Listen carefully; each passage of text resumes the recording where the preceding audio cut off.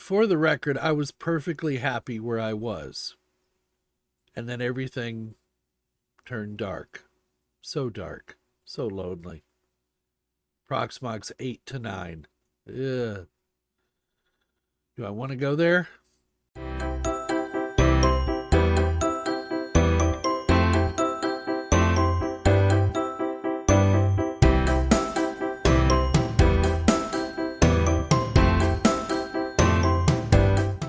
Now, the title of this video and the intro was a little bit tongue-in-cheek. Of course, you should upgrade to Proxmox 9 if, you have a need for it.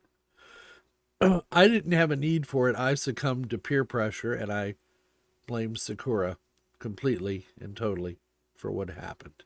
And the point of this whole exercise was, no offense to Sakura and anybody else out there who's helped me with these things in the past, but in order to learn how to fix something, you got to learn first how to break it. And if there's something that I excel at, it's breaking things. Ask anybody you know. If you want it to break, give it to Unky Joe. He can make it break. Now, in this case, I was real good at breaking things. And, it's as you get older, you remember less, especially short-term memory.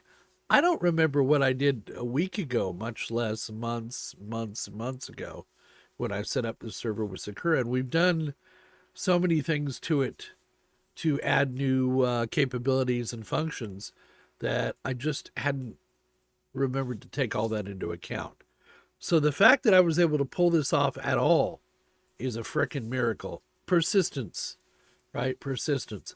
I could have just, and I did, I backed up, and then because of my anxiety, I backed up again just to make sure I had copies of all this in case I had to go to the catastrophe route, which fortunately I did not. And I just keep digging at it and figured out what I had broken, and with the help of Grok and some and Sakura and some other people, I was able to figure out what exactly it was that I broke. Now, if I'd have done something like this 2 years ago, because I was such a neophyte with Linux, because Linux is running everything under the hood, I would have given up. I would have not been able to pull this off. But because I have taken the time to force myself to learn Linux, as well as Proxmox, as well as all the other things that run on Linux, it wasn't so scary this time. And I actually have achieved some proficiency. And frankly, that's what these videos and this channel was kind of all about in the beginning, was sharing my learning experiences with you as I learn new things here at Unky Joe's Playhouse, whether it be home repair or cooking or whatever. Today happens to be Proxmox, how to break it and fix it. I'm glad I did it because I've learned, and now I've got that filed away in my old cranium and for future reference, and I can use it should I run into problems like this. But because I've learned to troubleshoot things under Linux is the reason I was able to fix what I broke under Proxmox. All right, boys and girls, so the task today is to get my Proxmox upgraded from 8 to 9. Currently I'm on 8.4.14. Now this is not my production, it's my home lab Proxmox running on the Super Epic. Thank you, Sakura, for helping me build this. However, I do have, even though it's supposed to be for lab work, I do have some machines that are very critical to my operations running on here. So before I do anything, I want to make sure that I have gone through and done a backup of all these virtual machines, just in case something naughty or nasty were to happen with the upgrade, just to be prepared.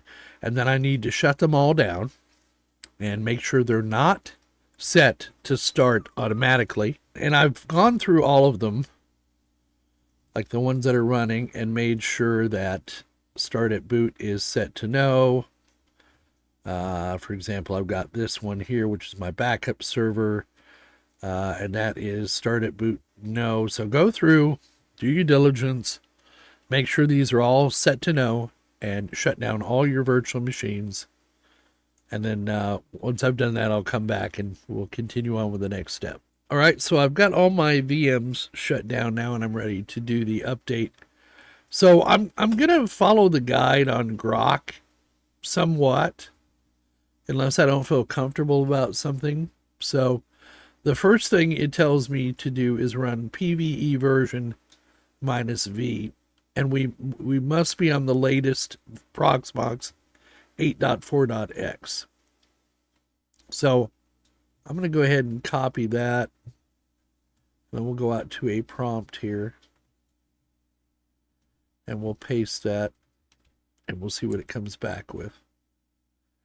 And so it looks like Proxmox VE is 8.4.0 running 6.8.12 right up here. And then 8.4.14 is the PVE manager. So let's go to updates here, and you can see there's some updates. So the first thing I need to do is install these updates. And then once I've installed these updates, I'll need to reboot, come back, and we'll try this again. So let's get these updates done, and then I'll come back. All right, so I've rebooted now. The Proxmox VE is 8.4.0 running kernel 6.8.12.16 and PVE Manager 8.4.14. And I discovered I've got a cron job that is running back when I had the NVIDIA video cards in here. I forgot to get rid of that cron job, so I'll need to take care of that at some point, but that point is not today. So if we go up here to the summary, we'll just verify that we are on, let me see here. Go to the data center, Super Epic. Search? No? Summary? Yeah. Where does it tell you the PVE version? 8.4.1. All right, well, let's go to updates again. Let's go ahead and refresh just to make sure there's no updates out there. And there are none. Okay, so let's go back to the shell and do the next step. So now it says, make sure you have 5 gig of free space on the root. I do. Healthy cluster. If you use a hyper-converged Ceph, which I'm not, if you're co-installing Proxmox backup server, upgrade to PBS4 first. I've already done that. I'm already running Proxmox backup server 4. Update NVIDIA Grid vGPU drivers to 18.3, because the reason Grok knows this is because we've got a history together, Grok and I, especially about Super Epic and other servers in my lab. So it not only it reminds me, hey, you had NVIDIA drivers in here at one time. Disable the audit logs. I don't know that I'm going to do that. I'm not really worried about it. Third-party packages, DKMS models like ZFS or NVIDIA ensure Trixie compatibility and plans to recompile post-upgrade. Now, I did have some NVIDIA drivers in here, but I don't think they're being loaded anymore. No, I don't think the drivers are loading. There is a command I can run.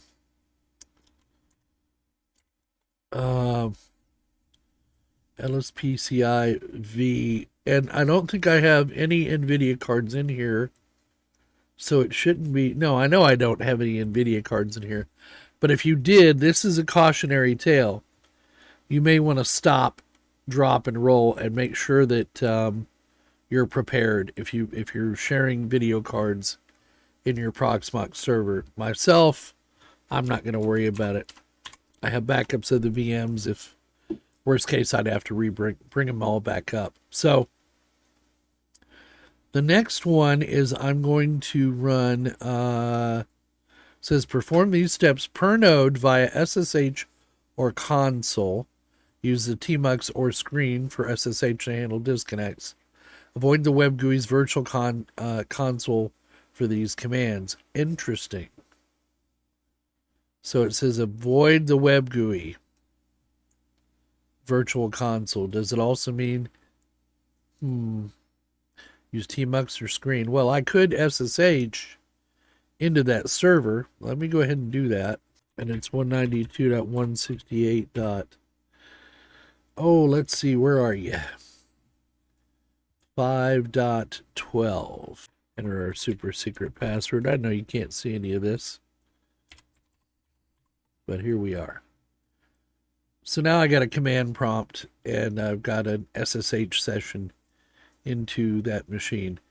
So now it says to run the pre-upgrade checklist. Proxmox provides a PVE 8 to 9 script to identify issues. Install it if needed. So it says to apt install Proxmox-VE. Okay, so let's do that. Copy that. Bring up the command prompt, paste it in there. And it says it's already in there. It says the following package was automatically installed and is no longer required. Okay, if it says so. Now the next command it says to run is the PVE 8 to 9 full. So I'm going to copy that. I'm going to paste it. Hit enter. So it's checking everything to see if it passes or failed. Okay, here we go. So we got a failure. One failure is systemd boot meta package installed. This will cause problems on upgrades of other boot related packages. Remove systemd boot. And there is a link for that. So let me okay. Let me just do this then. Let me copy it. Control-C. And then we'll paste and go and see what's going on. Okay, with Debbie and Trixie, the systemd boot package got split up a bit further into systemd boot EFI, containing the EFI binary used for booting, system boot tools containing bootctl, and the system boot meta package, blah, blah, blah. Now it says if the PV8 8 to 9 checklist script suggests it, the systemd boot meta package is safe to remove unless you manually installed it and are using systemd boot as a bootloader. I'm not. I'm using grub. And it says, should systemd boot EFI and systemd boot tools be required, PVE 8 to 9 will warn you accordingly.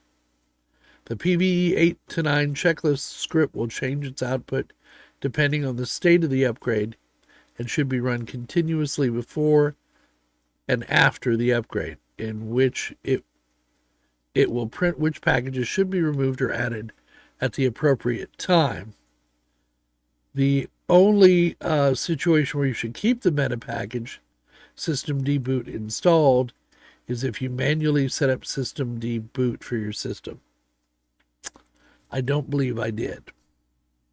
However, how do I remove that? Does it have instructions on how to remove that? And it also found DKMS modules. And this is all because I was playing with video cards in here. So I'm looking for, at this point, I'm starting to wonder if perhaps I should start from scratch and do a clean install rather than trying to do an upgrade. I don't know. I think what I'm going to do is a little more research on this. 12 seconds later. All right, so we got some errors before I rebooted. And so I just decided, what the hell, I'm going to go ahead and reboot. And we'll see if it comes back up to Proxmox. Okay, well, it says it's back on. Let's go see if we can actually connect to it.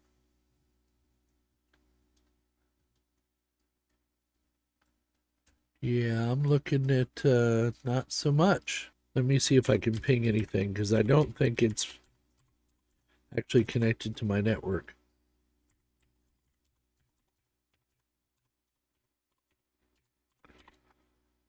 No, I'm getting a reply, but I'm not getting a an interface when I try to connect to it. 346 minutes later. All right, well, here I am, 20 years older. Yeah, I don't want to have to go through that again. I think next time what I'll do is just make sure my backup server is not running on here as it is now. It has been. And just do a clean load and an install. I forgot how many things Sakura and I had changed on this server. But after persevering and not giving up, and actually I went through Grok to do the update, and that's what broke it, because Grok did its best, but it's not it's not as good as going out to Proxmox itself. And then I needed to take into consideration the change that we had made. Sakura and I put the Copilot software on here. We had set up a RAID 10 array, or RAID 0 or RAID 1 array. I forget which one it is. He had helped me through that. So we had to take all that into account. So once I crashed the Proxmox trying to do the update, I just decided it was a good idea. I already had a backup, but it was with Proxmox backup server. And it was chicken and the egg. And I was working on the machine that ran the Proxmox backup server. So we'll get into that one of these days, how I feel about Proxmox backup server. But suffice it to say, I stopped, dropped, and rolled and made sure that I had double, triple backups of everything on this machine. Because even though it's supposed to be a lab server, I do have some production stuff on here that, while it is not needed to keep my business up and running, it's nice to have them at my disposal should I need them. Things like Tube Archivist and Kiwi, offline Kiwi note, Kiwix notes, and that kind of thing. So, and my search engine. So that's why I did it. But anyway, we're back up and running. So what it turned out to be was,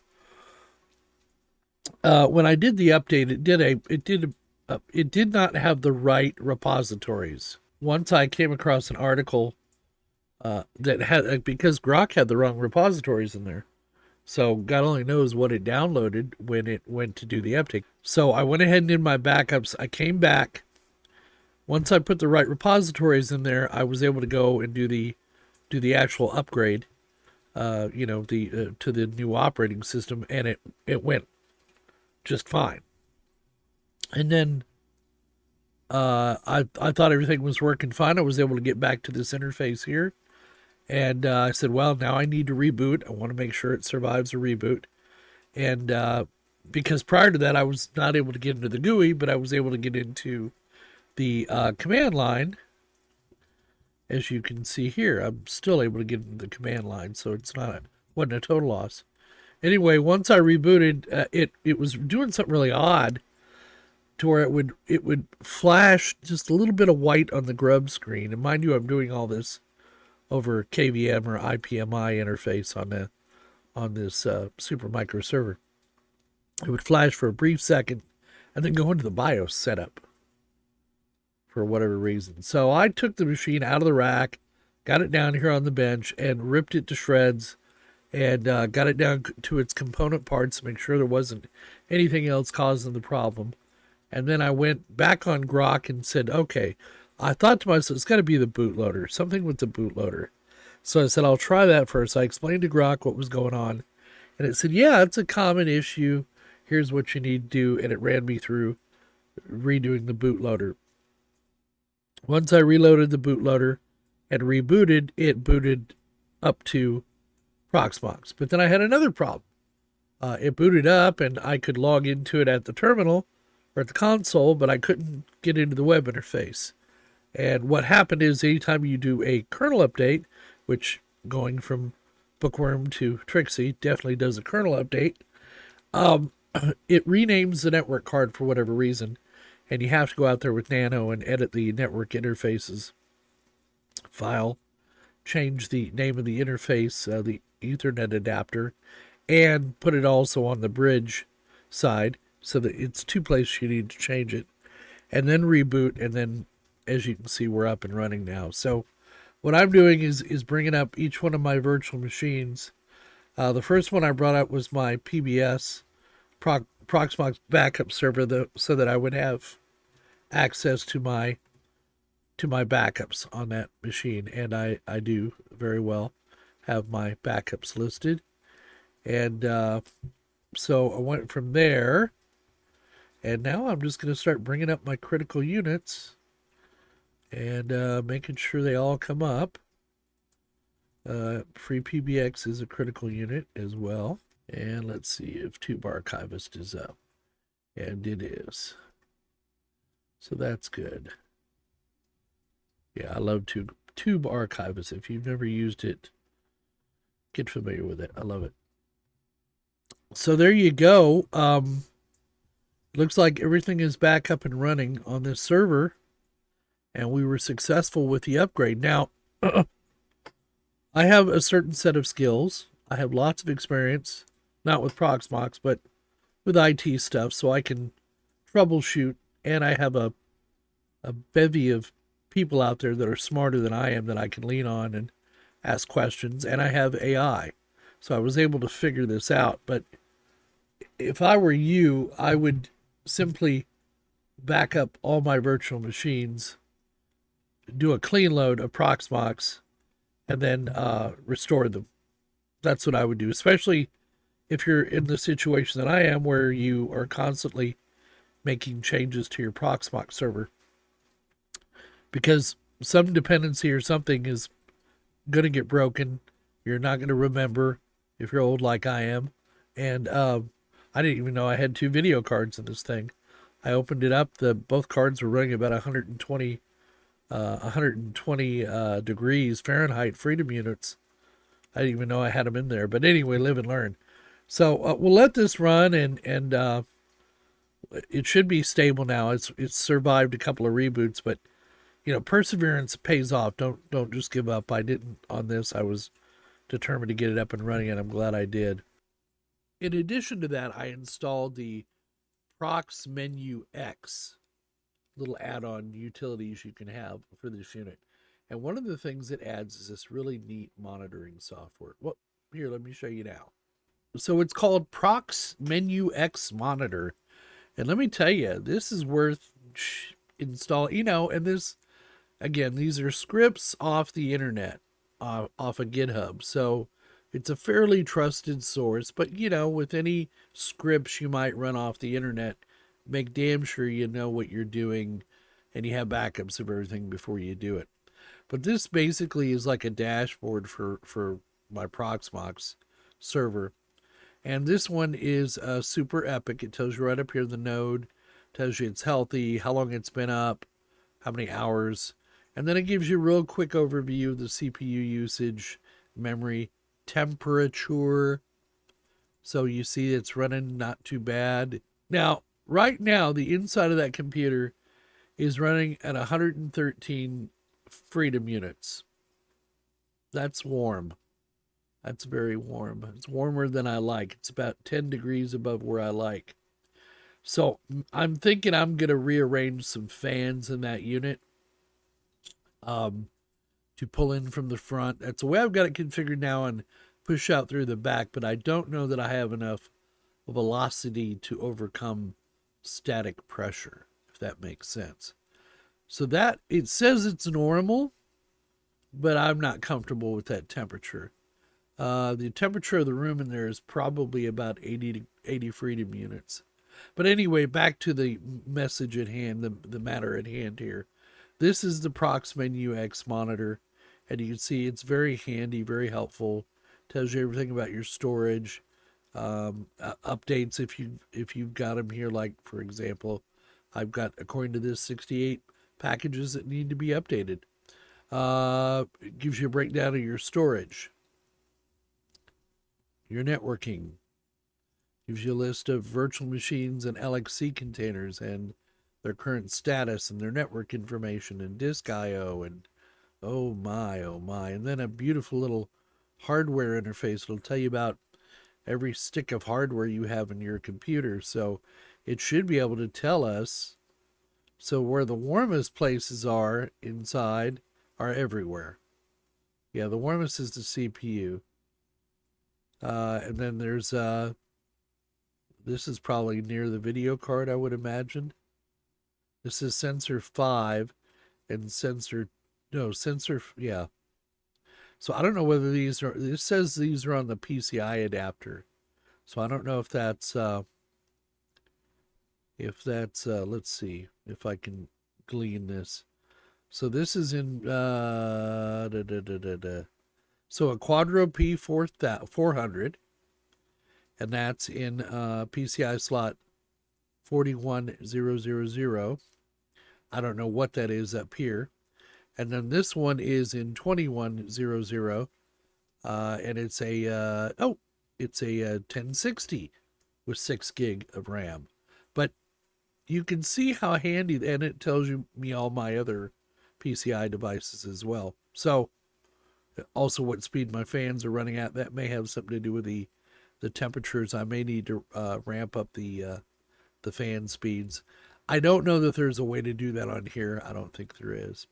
And then of course you got access to the system logs. So all in all, it's a nice bit of kit is what I'm trying to say. And I'm going to be using this just to keep up for monitoring on my Proxmox servers because I find it so handy. So bravery or stupidity, but this is what living on the bleeding edge of technology does. And I waited because this machine's a semi-production lab machine. My main production machine is my Dell R630 that is hosting a bunch of virtual machines for clients and for myself, and web hosting and doing other things. That one is mission critical, and very seldom is it down. And I have a backup for it. The SE450 will serve as that backup server. So should I need to move virtual machines over to a new bit of hardware to do maintenance or whatever, I have the ability to do that.